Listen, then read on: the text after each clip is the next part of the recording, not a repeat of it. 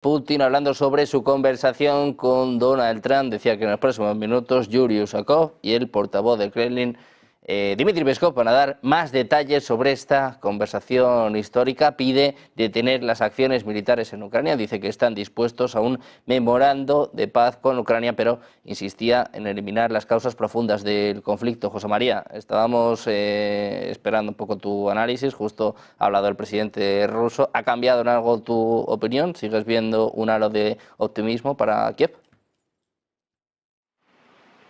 Yo una vez más creo que esta conversación es mejor que haya pasado a que no haya pasado.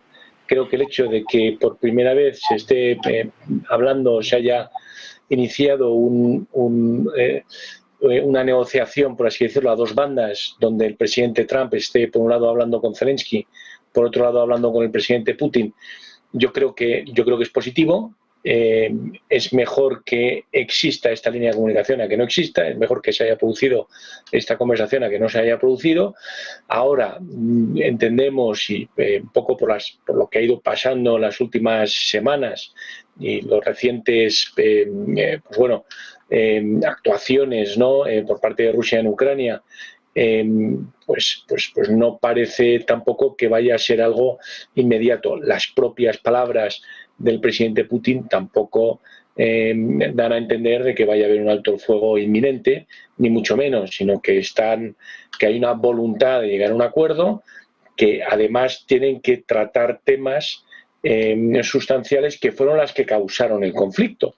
Y hoy por hoy Ucrania, tras 3 años largos de guerra, pues está quizá más cerca por mera dependencia que se ha creado, que se ha ensanchado como consecuencia del conflicto, de esas potencias europeas, de la OTAN, incluso de los intereses de Estados Unidos, ¿no? Por lo tanto, ahí cuando Putin se refiere a esos problemas de base, pues son problemas o son cuestiones que tienen una trascendencia importantísima y que no se resuelven en principio de un día para otro. De todas formas, vemos también cómo los europeos no se fían de estas conversaciones, porque los europeos en principio mañana aprueban y dan a conocer el 17 paquete de sanciones que va contra el transporte ruso, contra esa shadow fleet, ¿no?, o esa flota de mercantes que trabajan o que sirven o que transportan petróleo ruso, contra el sistema financiero y contra productos químicos y otros productos también que se exportan desde Rusia y que hasta ahora no tenían restricciones. Entonces, aquí todo el mundo es muy cauto y las actuaciones son claras de que, aunque estas conversaciones hayan sido por sí positivas, no implican un cambio radical o un cambio sustancial en lo que al conflicto se refiere, y que según la posición rusa, tendrán que abordarse cuestiones de suma importancia y de trascendencia antes de llegar a un alto el fuego. Pero en clave del día me parece que hoy ha sido un paso más en el sentido de conseguir una paz, aunque parece que no sea inminente. Bueno, pues vamos con los puntos principales de esta llamada entre el presidente ruso y el presidente de Estados Unidos. Putin ha dicho que la conversación con Trump ha durado más de 2 horas. Dice que Trump ha expresado su posición sobre el alto el fuego en la conversación. Ha dicho Putin que un alto el fuego con Ucrania es posible si se alcanzan los acuerdos pertinentes. Dice que el memorando entre Rusia y Ucrania puede incluir cuestiones de alto el fuego y principios de solución. Rusia y Ucrania, dice Putin, deben encontrar compromisos que convengan a ambas partes. La reanudación de los contactos en Estambul indica que las partes están en general en camino correcto. Decía Putin además que valora mucho la conversación con Trump, que ha sido muy constructivo, y que más tarde hablarán Dmitry Peskov y Yuri Usakov. Juan Antonio, quiero saber cuál es tu primera valoración de estas declaraciones por parte de Vladimir Putin.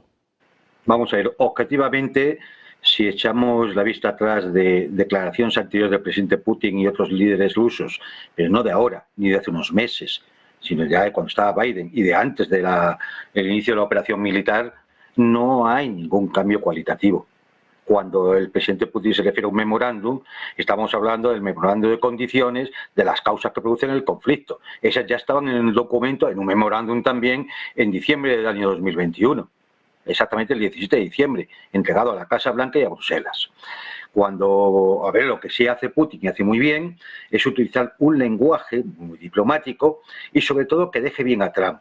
Por eso le habla de que es una conversación informativa, no decisoria, y útil y provechosa, y voy a utilizar todo ese tipo de palabras, en la cual, bueno, pues el presidente Trump pueda salir ahora ante su público y decir que ha sido una conversación que solo él, en la historia de la humanidad, podía tener, ¿no? Es decir, en esta tónica suya, ¿no? Pero, ¿qué es lo que hay realmente? Pues que se tienen que continuar las negociaciones directas entre Rusia y Kiev. Es decir, estamos quitando a los demás factores del tema, a los demás actores, que lo que se habla siempre de un acuerdo de paz que vaya a las causas profundas, que pueda haber una serie de condiciones que permitan un alto el fuego, pero es que esas condiciones ya fueron expresadas en Estambul el otro día. Es que, como digo, no creo que haya nada nuevo. Simplemente, digamos, la buena predisposición, la buena intención de un Trump que parece que es que Estados Unidos nunca tuvo nada que ver en el conflicto. Pero bueno, en ese sentido, ¿es positivo? Sí, es positivo. Siempre que se hable es positivo. Pero, sinceramente, yo no veo el más mínimo avance. Y respecto ya a los otros actores, me veo a los del tren de la risa, ¿no? El tren de la bruja y compañía, hombre, vamos a ver, mira, mañana van a hablar del 17 paquete de sanciones contra Rusia. Es que ya es una chiste. Yo por mí que ellos aprovecharía mañana y aprobaran también el 18, el 19, el 20 y el 21. Y así van adelantando tiempo. Es decir, porque es la coalición de los payasos. Es decir, si después de 16 paquete de sanciones seguimos como estamos, todavía no se han dado cuenta que no van a tener resultado. Aquí hay que esperar. No, lo único que están haciendo es envenenar la situación para mantener la tensión en el conflicto. Porque son los que buscan el conflicto, los que quieren escalar el conflicto. Y esto lo vemos país por país del este de Europa y de estos amigos, de los 4 amigos del tren hacia Kiev, ¿no? En fin, yo creo que mira, Trump ya ha tenido 3 conversaciones con Putin. Esta no es la primera. Ya ha tenido 3 telefónicas. 3 veces ha ido su asesor personal y amigo personal, Steve Witkoff, a Moscú a entrevistarse directamente con Putin. Han sido horas de conversación. Con lo cual, Trump sabe perfectamente lo que hay. Lo sabe perfectamente. Puede marear la perdiz. Puede aguantar las llamadas telefónicas de los tarampanos de la Unión Europea. Puede hablar una y otra vez con Zelensky. Pero yo creo que a estas alturas de la película todos tienen que tener claro por dónde hay que entrar a negociar si se quiere llegar a un acuerdo de paz de verdad. Ahora, si lo que están buscando es otro Minsk 1, más Minsk 2, más Estambul 1 y seguir en las mismas, pues entonces me temo que no se habrá adelantado gran cosa. Una simple conversación más para que Donald Trump hoy pueda publicar otro tuit diciendo que es él, que haría no la humanidad, sino el sistema solar completo sin él, ¿no? Y ya está.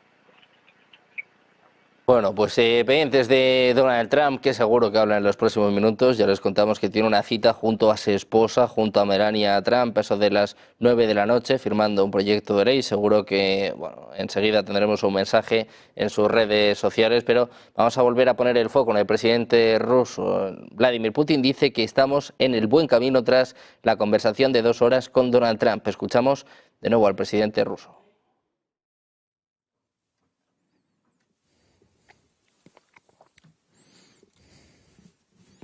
Buenas tardes. Me han pedido comentar los resultados de mi conversación telefónica con el presidente de Estados Unidos. Esta conversación sí tuvo lugar, duró más de 2 horas y quiero resaltar que fue muy sustancial y muy honesto. En mi opinión, fue muy útil. Sobre todo, le agradecí al presidente de Estados Unidos por su apoyo, por el apoyo de Estados Unidos a la reanudación de las negociaciones directas entre Moscú y Kiev sobre un posible acuerdo de paz. Esas conversaciones fueron interrumpidas por Kiev en 2022. El presidente de Estados Unidos expuso su posición sobre un alto al fuego, una tregua y, por su parte, también resaltó que Rusia está apoyando una resolución pacífica de la crisis ucraniana. Lo que pasa es que necesitamos establecer vías eficaces hacia la paz. Hemos acordado, el presidente de Estados Unidos y yo, que Rusia está dispuesta a trabajar con la parte ucraniana sobre un memorando sobre un posible acuerdo de paz. Hay que establecer algunas posiciones como los principios de la resolución, los plazos para un posible acuerdo de paz, incluyendo un cese al fuego dadas ciertas condiciones. Por cierto, los contactos en Estambul se han reanudado y eso nos hace pensar que estamos en una vía correcta, en un camino correcto. Quiero resaltar una vez más que la conversación fue muy constructiva y la valoro altamente. La cuestión ahora es que las partes rusa y ucraniana muestren su compromiso con la paz y encuentren compromisos que vengan bien para las ambas partes. Nuestra posición es clara. Para nosotros es importante eliminar las causas profundas, estructurales de esta crisis, y mi secretario de prensa y mi asesor luego aclararán los detalles de las conversaciones de hoy que he tenido con el presidente Trump. Bueno, pues han podido escuchar de nuevo, ahora un poquito mejor, al presidente ruso, Vladimir Putin, que dejaba muy claro, sobre todo al final de su alocución, al final de su declaración, la posición de Rusia. Adrián, te quiero preguntar por esto. Hoy el Kremlin, antes de esta llamada, hablaba de que va a ser, bueno, pues un proceso bastante largo. Precisamente es lo último que ha comentado el presidente ruso. Habla de eliminar las causas profundas del conflicto. Claro, esto es lo más complicado, ¿no? Está bien que hablen, está bien que se reúnan en Estambul, estaría muy bien también si hubiese un cara a cara, pero solucionar las causas profundas del conflicto no es algo que se pueda hacer ni en unos días ni en unos meses, ¿no? Parece que es lo que empieza a entender Donald Trump. Con el final, con la evolución lógica de este proceso, que no es otra que la rendición o capitulación del gobierno de Kiev y lógicamente de las potencias que le están apoyando, ¿no? Pero bueno, si vamos a lo que ha sucedido en la conversación de hoy, todo parece indicar que desde el punto de vista de los contenidos no hay cambios sustanciales. Pero vamos a intentar buscar algo positivo en el contexto, ¿no? Y voy por la línea quizás que apuntaba de alguna forma José María, ¿no? El que existan las conversaciones en sí mismo pues puede ser positivo, ¿no? Porque claro, y hablo no de cualquier conversación, hablo de una conversación entre Trump y Putin, ¿no? Porque acordémonos de lo que sucedió con la primera, ¿no? Todo Occidente se volcó reprochando a Trump por haberse atrevido a hablar durante, no sé cuánto fue, hora y media, 2 horas con Vladimir Putin. Y mientras que ahora esto ya han conseguido que se normalice, que esas relaciones directas entre Estados Unidos y Rusia queden absolutamente normalizadas. Es más, ahora mismo el portavoz de la Secretaría General de la ONU se ha felicitado porque haya existido una interlocución directa entre Trump y Putin. Bueno, y quizás no hay que descartar que uno de los escenarios que tengan pactados Estados Unidos y Rusia sea precisamente este. Es decir, hacer revolucionar el contexto de forma progresiva y lenta y moverlo desde una situación inviable y suicida en la que estaba, digamos, hasta el año pasado, ¿no? No hay que descartar esto, viendo uno de los aspectos positivos de todo esto, ¿no? Porque incluso este factor nuevo, que es nuevo de Estambul, no es nuevo de hoy, de la interlocución directa entre Ucrania y Rusia, puede tener también algún elemento positivo. Es difícil ahora mismo que esto sea así porque las posiciones, ya digo, están objetivamente muy distantes. La representación de Ucrania es una representación tremendamente radical. Incluso uno de los presentes está acusado de haber sido el que de forma personal asesinó a uno de los interlocutores de las negociaciones de Estambul del año 2022 en el momento en que volvió a Ucrania.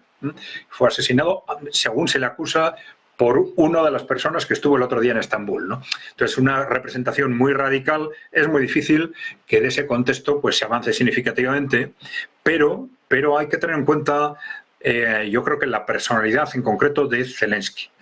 Zelensky no es un hombre muy ideologizado, no es ni un neonazi, ni un nacionalista radical, ni un nacionalista moderado, ni nunca destacado por ser, digamos, un patriota ucraniano. Es un hombre más bien de un perfil oportunista que se ha ido situando en una determinada corriente para cumplir una determinada función.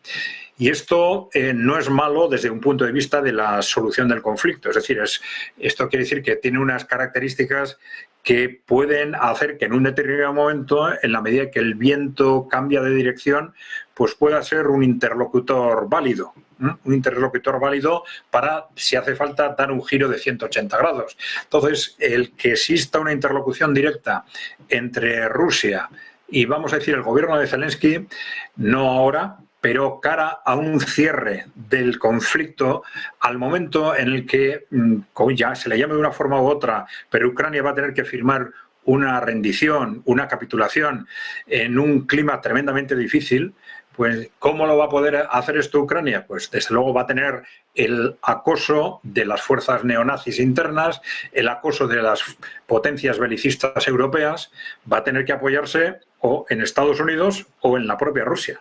Es decir, teniendo garantías por parte de Rusia de una salida personal pues más o menos razonable o suficiente para que él mismo pueda dar ese giro de 180 grados con garantías de, por lo menos, de seguridad, ¿no?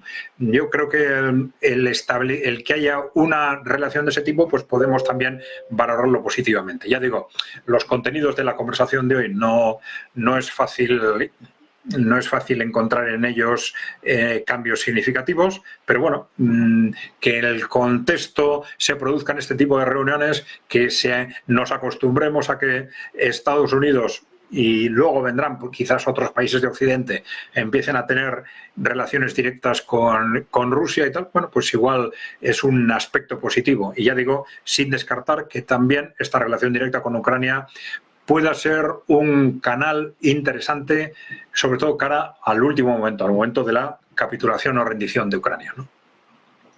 Pues como bien decías, Adrián, la ONU dando la bienvenida a estas conversaciones entre Putin y Trump. También está haciendo declaraciones Dmitry Peskov, el portavoz del Kremlin, dice que los políticos de la Unión Europea quieren inclinar la posición neutral de Trump a favor de Ucrania, es decir, que tengan la misma posición que los líderes europeos. Atentos a estas declaraciones por parte de Peskov. José María, te quiero seguir preguntando sobre esta llamada entre Trump y Putin. Decía el presidente ruso que Trump le ha mostrado su disposición a un alto el fuego, pero de nuevo le ha regateado, ¿no? De momento Putin no acepta el alto el fuego una vez más.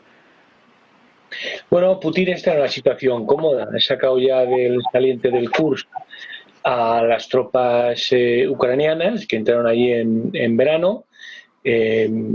su territorio, que era un poco la baza más importante que tenía Kiev para un intercambio de cromos, ya no existe, por un lado. Por otro lado, la guerra de desgaste se va sintiendo cada vez más cómodo. Además, pues bueno, Estados Unidos, la Unión Europea, el bloque europeo, parece que está dando también señales de agotamiento.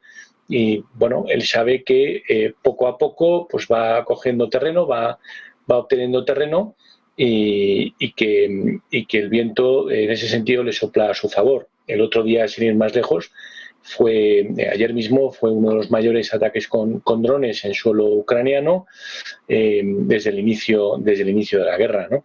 Por lo tanto, pues bueno, está mostrando fuerza, no solo a Ucrania, no solo a sus rivales, no solo a Estados Unidos, sino también de cara a la opinión pública. Y luego que también Putin, en cierto modo, se la está jugando su imagen, su honorabilidad, su fuerza ante la opinión pública rusa. Esto ha sido una guerra donde Rusia ha tenido que hacer sacrificios, sobre todo desde el punto de vista humano, más allá de lo que es desde el punto de vista económico, y tener que hacer un giro sustancial de dependencia a China y en la India, con esas rutas transiberianas y con esas rutas transárticas, ¿no?, que han ido abriendo y que parece que se van consolidando. Y ese mercado natural europeo, fiable en lo económico, porque los europeos sí que eran un mercado fiable en lo que a los pagos se refería, pues bueno, lo han cerrado de forma radical, ¿no? Y ese comercio pues se ha visto reducido a la mínima expresión, aparte de todos los efectos que tienen las sanciones desde el punto de vista global, de sacar a tus grandes bancos del sistema financiero o de no dejar vender tus hidrocarburos por un precio superior si intervienen transportistas o intervienen compañías europeas en algún momento de lo que son las operaciones entre la compra y la venta, que, como sabemos, en el mundo de los hidrocarburos pues puede haber múltiples compraventas hasta que llega al destino final, ¿no? Entonces, bueno, pues ahí Putin lo que no puede hacer es ceder a lo que el pueblo ruso entiende que son los objetivos básicos, que el objetivo básico es o bien llegar hasta el Dnieper, tener esa frontera natural del Dnieper, que es la frontera histórica que corte lo que serían los territorios rusos de los territorios ucranios, o como poco, sacando a Crimea, que no está en cuestión por la opinión pública rusa, sería esas 4 provincias acabar de cerrarlas y que pasen por entero a dominio ruso. Esto supondría que Ucrania tendría que dar territorio que Rusia todavía no ha obtenido, por la vía de los hechos, por la vía militar, ¿no? Entonces, bueno, ahí hay una posición maximalista, o ha habido hasta ahora una posición maximalista en cuanto a pretensión territorial, y también ha habido una pretensión maximalista en cuanto a resolver problemas o resolver cuestiones que llevan sobre el tablero desde 1991 y que son de suma trascendencia, y que Ucrania ni siquiera sabemos si está en disposición de tomar esas decisiones ahora, y que, por supuesto, aquellos que están sosteniendo a Ucrania en su lucha contra Rusia pues tienen muy claras cuáles tienen que ser las posiciones. Entre otras cuestiones fundamentales está la potencial entrada de Ucrania en la OTAN, está la potencial entrada de Ucrania en un futuro en la Unión Europea, está la posibilidad de que tropas de la OTAN o tropas europeas garanticen ese acuerdo de paz entre ambas naciones. Está también lo que sería el acceso al Mar Negro garantizado por parte de Ucrania, o también las rutas fluviales del Dnieper, que es lo que comunica de norte a sur, la gran vía de comunicación comercial de norte a sur de Ucrania, para que los ucranios tengan también ese acceso garantizado, entre otras muchas cuestiones. Por lo tanto, cuando el presidente Putin habla de resolver las cuestiones que llevaron al conflicto, está muy bien traído, porque estaríamos resolviendo el problema de raíz. Pero si el problema no se ha resuelto en los últimos, desde el año 1991 al año 2025, y desde el 2022 al 2025 ha habido una guerra donde gente muy comprometida con posiciones muy diversas han estado dispuestas y han dado su vida en los campos de batalla, intentar resolver esos conflictos, intentar resolver esas cuestiones como condición sine qua non para entrar a firmar un memorando o para llegar a un acuerdo de paz, pues parece un objetivo extremadamente que pone a una cómoda. Perdíamos la conexión con José María, enseguida intentamos recuperar su sonido. Juan Antonio, te quiero preguntar por una cosa que nos está llamando mucho la atención. Estamos acostumbrados, lo decías tú antes, a que Donald Trump anuncie todo lo que hace, todas las conversaciones, saque pecho de cualquier cosa que consiga. Todavía no hay mensaje por parte de Donald Trump, algo que nos está llamando mucho la atención y sobre todo ha salido muy rápido el presidente ruso, Vladimir Putin. Ya nos sorprendió la semana pasada, el pasado fin de semana, con esta rueda de prensa donde proponía las conversaciones del alto el fuego en Estambul. Respondía muy rápido al ultimátum lanzado por los líderes europeos y hoy, nada más terminar la llamada con Trump, ha salido a hablar Putin y de momento no ha hablado Donald Trump. ¿Qué puede significar esto en diplomacia, en geopolítica? Y se ha adelantado. Es decir, antes de que hable Trump y empiece a decir cualquier barbaridad a la que nos estoy acostumbrados, pues ya salgo yo y aclaro el tema. Con lo cual Trump ahora tendrá que, de alguna forma, modular el mensaje o incluso darle otro carácter, también triunfal, por supuesto, pero quizá más enfocado en el mismo, ¿no? Es decir, yo creo que simplemente es una estrategia más de comunicación, ¿no? Yo creo que no tiene mayor significado en principio. Yo creo que lo importante, lo resaltaba José María, ¿no? Es decir, bueno, lo de las causas profundas. Lo que pasa es que las causas profundas, hombre, tampoco son tan raras, porque la mayor parte de esas causas profundas se habían negociado y aprobado en abril de 2022 en Estambul. Es decir, es que no estamos hablando de algo que sea inalcanzable y que como no se ha logrado resolver desde hace muchos años. No, en Estambul ya se había llegado. En Estambul es que ni siquiera se había llegado a los referéndums de independencia de esas 4 regiones. Podían haber quedado integradas en el territorio nacional ucraniano. Es que aquí, cuando todo esto se escriba en el futuro, la responsabilidad de los que desde fuera han manipulado al gobierno en Kiev son muy graves. Y aquí hay que apuntar directamente y fundamentalmente, por supuesto, a Estados Unidos, pero también a los europeos. Hay que ver cómo era el acuerdo de Estambul. Está por ahí, está publicado. Es decir, aquí, de las causas profundas, hay 4 que afectan directamente a Ucrania, pero la otra no.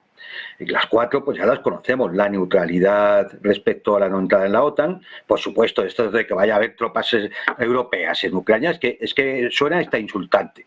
Suena hasta, es decir, poco menos que burlarse de la inteligencia de los demás. Está el tema de lo que Rusia llama desnazificación, que no es más que el régimen de Kiev no puede estar discriminando a los ucranianos de habla rusa, a los de la Iglesia Ortodoxa, a los opositores políticos y sociales, hay presos políticos, a los medios de comunicación críticos.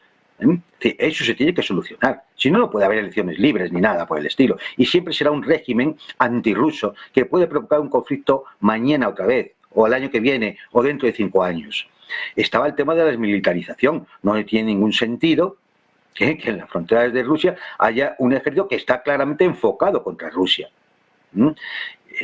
Todos esos eran temas ucranianos. Estaban hablados en Estambul en 2022. Eso es posible solucionarlos. Si no meten la zarpa a los de fuera.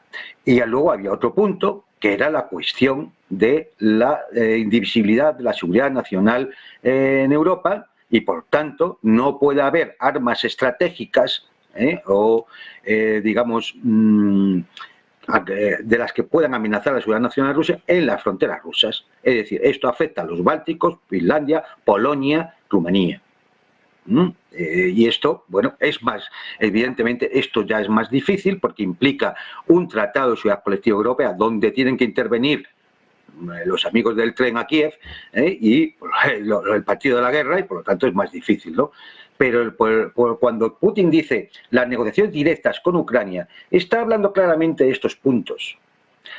También dice Putin en todas sus declaraciones que siempre hay que atender a las realidades sobre el terreno, porque aquí hay realidades que han cambiado. no solo ya desde el punto de vista territorial, que lo sabemos, sino también en temas de sanciones económicas, el robo de 300.000 millones de dólares de activos rusos en el extranjero. Es decir, estas cosas hay que ventilarlas. El asunto de Nord Stream, por ejemplo, estas cosas hay que ventilarlas. Es decir, claro que hay que resolverlas, no se van a quedar ahí al aire. Y por último, claro que Putin tiene una posición de fuerza. No solamente porque se haya echado a las tropas ucranianas de la región de Kursk, tampoco era una cosa como para ponerlo muy encima de la mesa, eran 1.200 kilómetros cuadrados, es decir, pero para que se haga una idea, hoy mismo estaba viendo unos datos de la ganancia de terreno por parte de las fuerzas rusas en los últimos meses. Estamos saliendo aproximadamente a casi 1.000 kilómetros al mes. Sin aumentar la tendencia, solamente sin aumentar la tendencia, a final de año estaríamos hablando de otros 11 o 12.000 kilómetros cuadrados de terreno que habría quedado bajo control de las fuerzas rusas.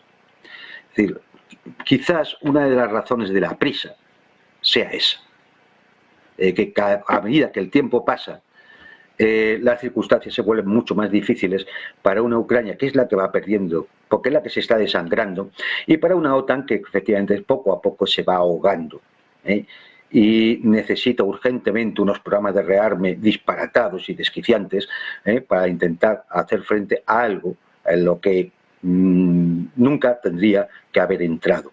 Porque esto era un conflicto que sí venía del año 90, se agudizó con la Revolución Naranja en el 2004, acabó por estallar en 2014 después del Maidán y la Guerra Civil, y por último, pues claro, desemboca en lo del 2022. Y efectivamente, es que, a ver, seamos mínimamente serios. Si esto no se acomete las causas profundas, ¿qué va a significar? Que dentro de 5 años estamos en las mismas, o dentro de 7, o dentro de 3. Es decir, no vamos a seguir en las mismas. Entonces yo creo que quizás lo más serio de todo esto sea el vamos a acometer esas causas profundas, porque si no, no va a haber acuerdo de paz duradero, como todos quieren ahora, todos quieren que sea duradero, ¿no? Estable y duradero. Pues para eso hay que acometer las causas del conflicto. Hay conflictos en el mundo, por ejemplo, que llevan décadas sin cerrarse, precisamente porque nunca se ha ido a las causas del conflicto. Oriente Próximo, sin ir más lejos. Así que yo creo que, bueno, es decir, ¿hay razones para el optimismo?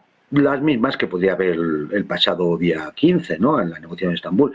Siempre que se habla hay razones para el optimismo. Es decir, hablando es posible llegar a acuerdos, no hablando no, evidentemente, ¿no? Entonces, en ese sentido, pues yo estoy con José María, es mejor hoy que ayer, pero solo en ese sentido, cualitativamente creo que la situación no ha cambiado, pero no con respecto a la semana pasada. Creo que no ha cambiado a como era ya desde hace 3 años.